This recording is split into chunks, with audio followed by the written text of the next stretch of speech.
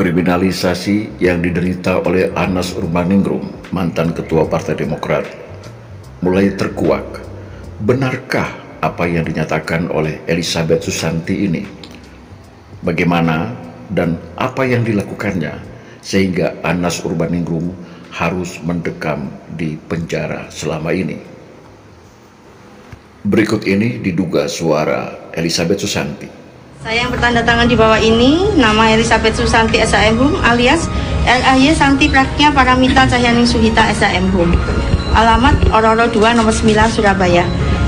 Dengan melalui surat ini memohon maaf yang sebesar-besarnya atas yang pernah atau apa saja yang pernah saya lakukan terhadap Mas Anas Urbaningrum, yaitu di sini saya tegaskan bahwa bukan Mas Anas yang menerima hasil tipuan CPNS tersebut, melainkan Hartoyo.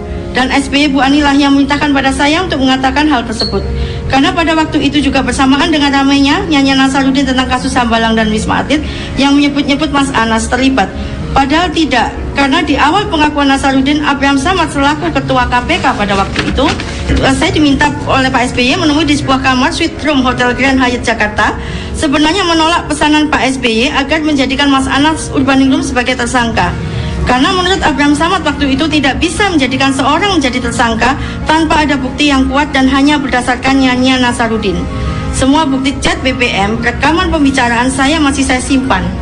Nanti pada saatnya akan saya berikan pada teman-teman ya, lewat kuasa hukum saya. Bahwa benar, saya menjadi bagian atau pelaku yang ikut dalam kriminalisasi Mas Anas Urbaningrum pada kasus Hambalang, karena pada waktu itu sayalah yang selalu diperintah Pak SBY dan Bu Ani menjadi perantara pada Pak Abraham Samad dan Bambang W untuk mengantar imbalan berupa US dollar dan rupiah pada Pak Abraham Samad dan Bambang W dan istri muda Abraham Samad.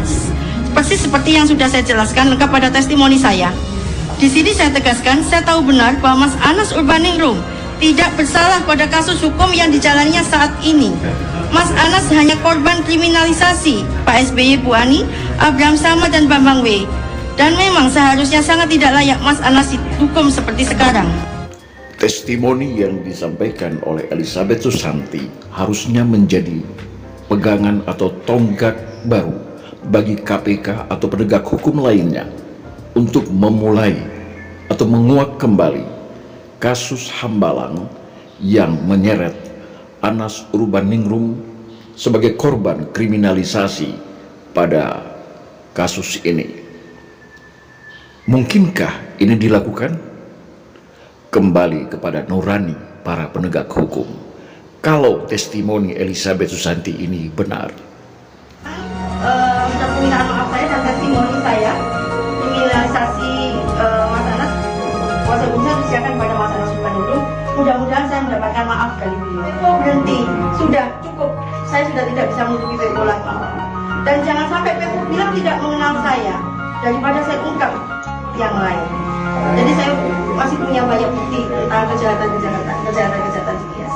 Jangan pernah Peko mengelak tidak mengenal saya. Saya punya bukti yang masih saya simpan dan pasti akan saya keluarkan. Saya hanya ingin kebenaran itu benar-benar terwujud dan ingin menjalankan amanah terakhir almarhum ibu saya.